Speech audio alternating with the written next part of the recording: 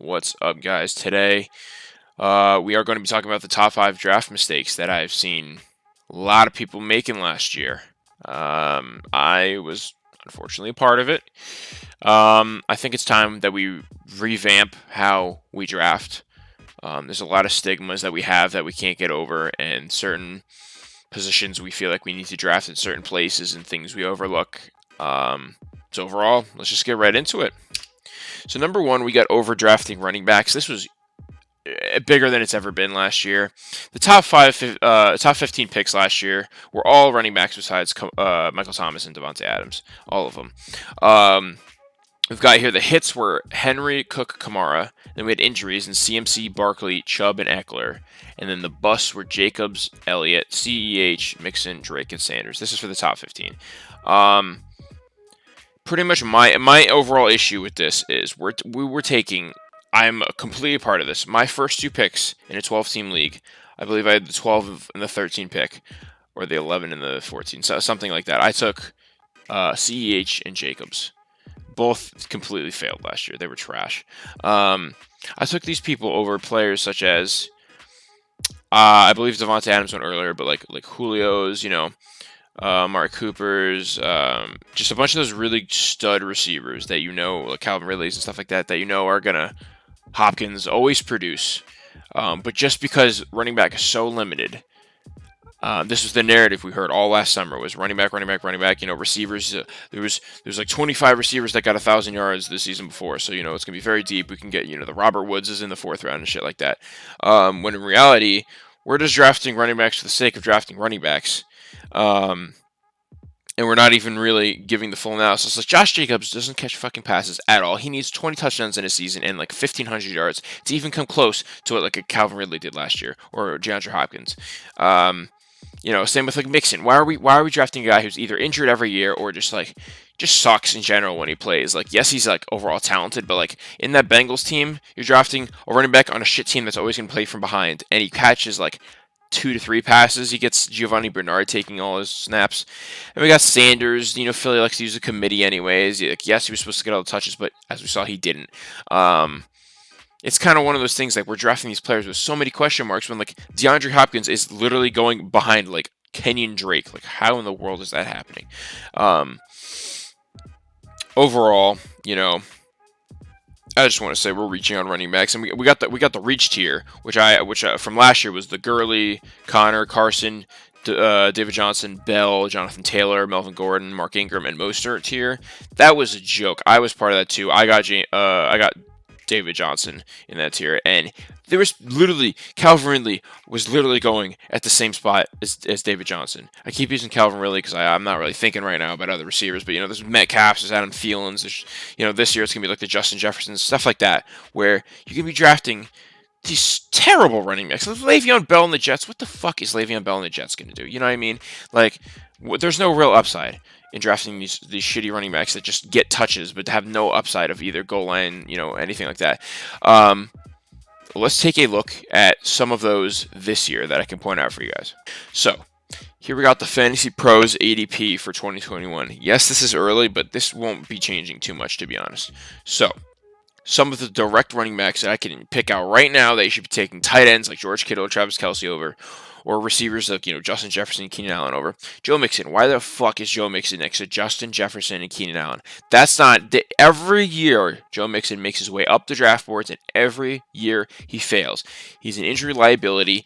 He's a talent liability. I'm sorry. Like, he hasn't done shit in the NFL. Like, he was great in college, but come on, he hasn't done shit yet. DeAndre Swift is on the freaking Lions, and we're drafting him right behind Allen Robinson over Julio Jones? No. Chris Godwin, Amari Cooper? No. No, he is behind them. That is an absolute joke. He will be getting, 1 red zone touch a game, if that. Like, seriously, the Lions are not going to score a lot of points this year. Come on, guys. Let's see if I can see some of those. Cam Akers, you can maybe make the argument, but I view it the same as last year, as like the Kenny Drakes and the Josh Jacobs. I'm taking Keenan Jefferson over him. Allen Robinson over him. Like, you want these stud receivers that will be catching all the passes for their team. Overall, yeah, I think I'm making my point pretty clear. Like, Miles Sanders over Amari Cooper, that is a freaking joke and a half. Amari Cooper will be finishing the year with more fantasy points than Miles Sanders. Moving on, we have quarterback matters. every year the experts tell you if it's not Mahomes, fuck the quarterback. Oh, sorry, Lamar last year too. Lamar or Mahomes, fuck the quarterback. Draft Big Ben in the fucking 17th round. No one cares, that type of shit. That's just wrong. Last year, I don't know about you guys, but I'm sure if you had Kyler Murray or Dak in those first 5 weeks, you were on cloud nine. It didn't matter if they had CMC, Barkley, because they were done, or any of the best running backs, Kamara, Henry. Those quarterbacks mattered a lot last year. It's the Mahomes, Dak, Kyler, Justin Herbert, Russell Wilson, maybe Aaron Rodgers tier where it's like they're going to consistently get you 30 points. I personally like to target the rushing upside ones like Kyler Murray, especially. Like he's going to be consistent, even though he's like not as good as Mahomes, obviously, at football. He's going to be consistent in fantasy. This is why people are so high on Jalen Hurts this year, because they know he's like a Kyler Murray light. He had that 40-point upside game last year.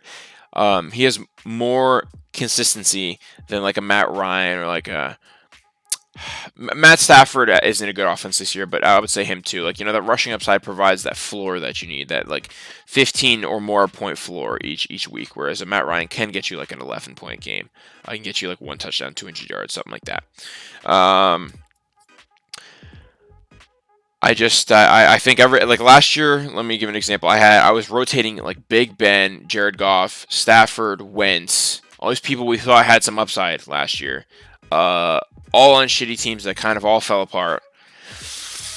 You just don't want to be stuck in that situation of scrambling for a quarterback each week. Trust me, it's that position like that get one of, unless you're in a super flex league, and you got to make it count. Just like tight end. Like tight end, I always try to get Kelsey or Kittle, and if I can't get them, I generally wait until the end because I feel like the gap between like the Kelsey Kittle and like I guess Darren Waller too, and then like the Hawkinson and Tiny and all that shit.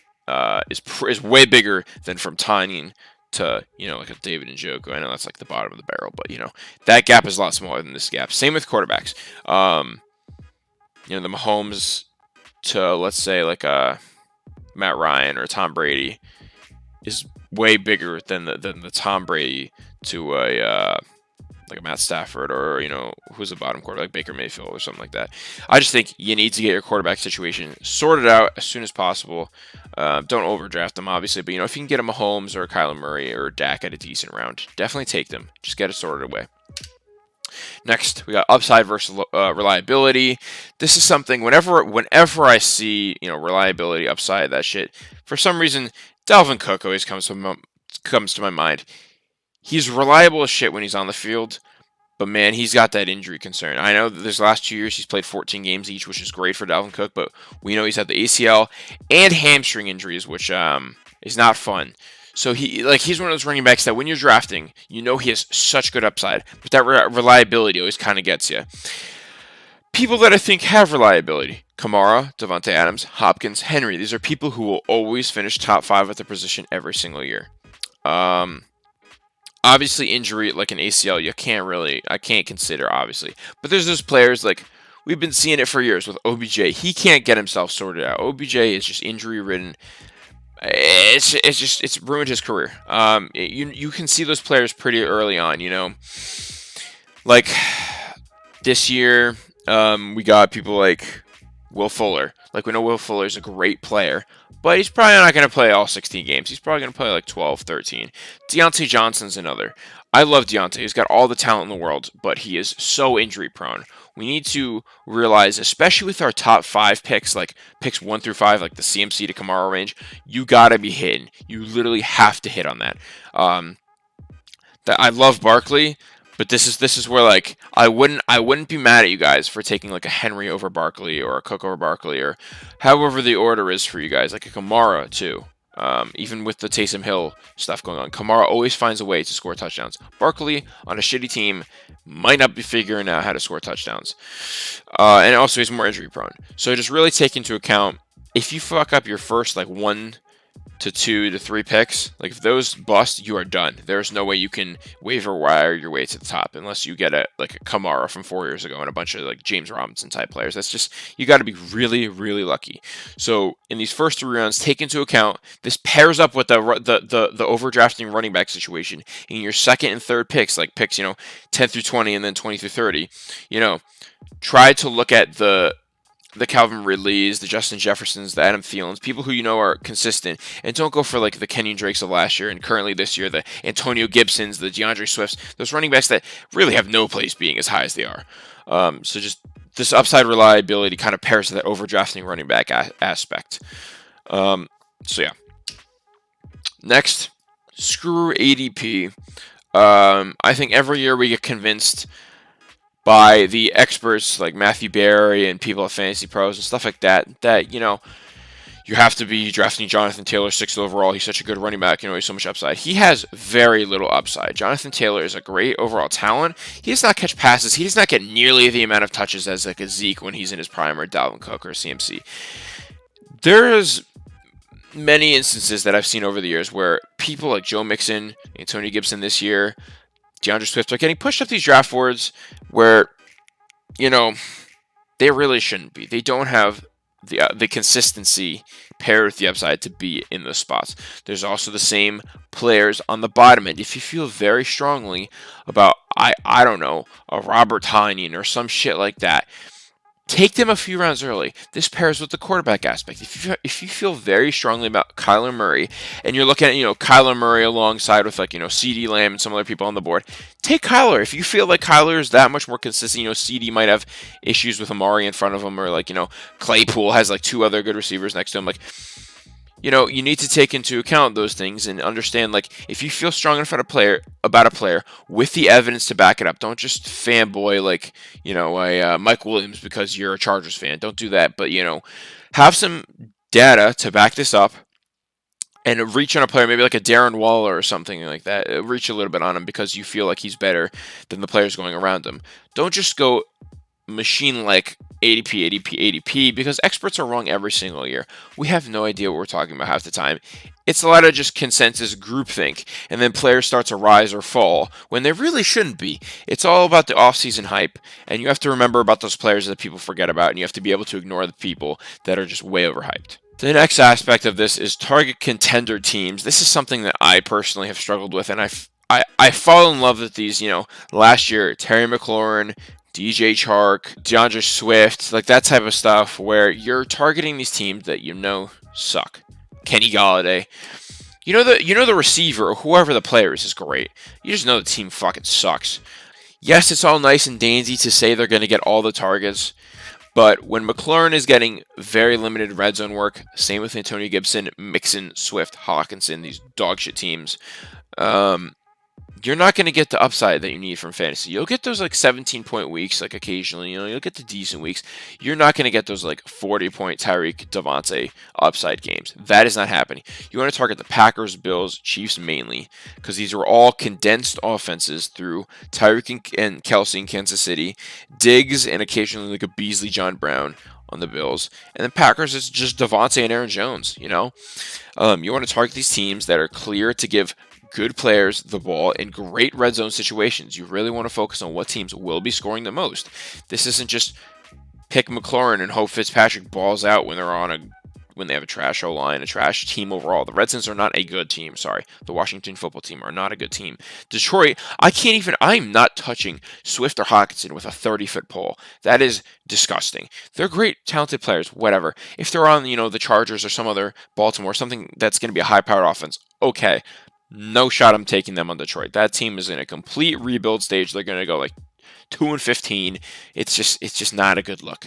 Do not target these players this year that are just being overdrafted on non-contender teams. Let's go take a look at some of them right now. All right, here we are back on Fantasy Pros. Let's see. The top players are all in decent teams, so we don't really need to worry about them. Joe Mixon, Bengals. Obviously, a trash team. They're getting better now, but let's not overhype them. This is the same thing we do every year. There's some teams like the Falcons or whoever that we kind of overhype, and then later on realize they're shit. Swift, McLaurin, we already talked about. Gibson, we talked about. Allen Robinson falls into the same category. He's a great player, but he will be on a rough team. Justin Fields may be able to turn that around, so I don't feel as strongly about him as I do on these other teams, because the Bears, we did see 3 years ago. Their defense can pull it together, and if they have a real quarterback, they are a contender. Detroit and Washington are nowhere near being contenders. Let's keep going.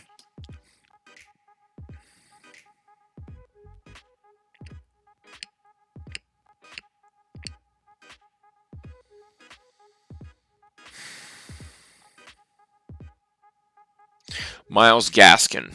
Um, this is an alright spot for him to be drafted, but he's another one of those players. He's on Miami. Not too much upside. They're not a baller offense. It's Tua. It's a slow paced. Run it first, which, yes, helps Myles Gaskin, but when you're only getting, like, when you're only running the ball 18 times a game, when other teams are running it, like Dallas, like 30 times a game, and you play slow, like Miami's a slow playing team, it doesn't equate to fantasy points. The red zone usage isn't great.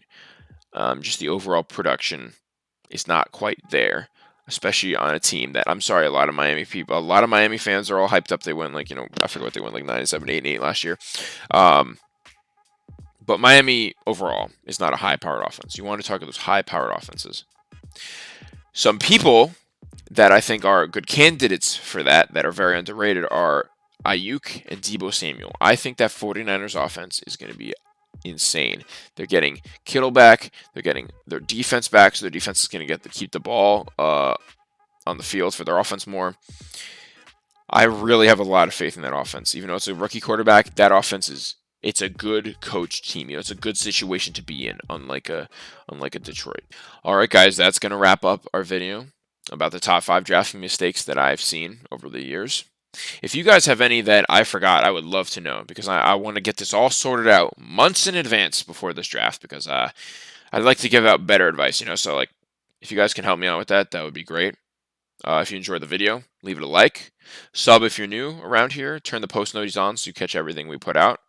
I'm your host, Dan, once again, and I'll see you in the next one. Peace.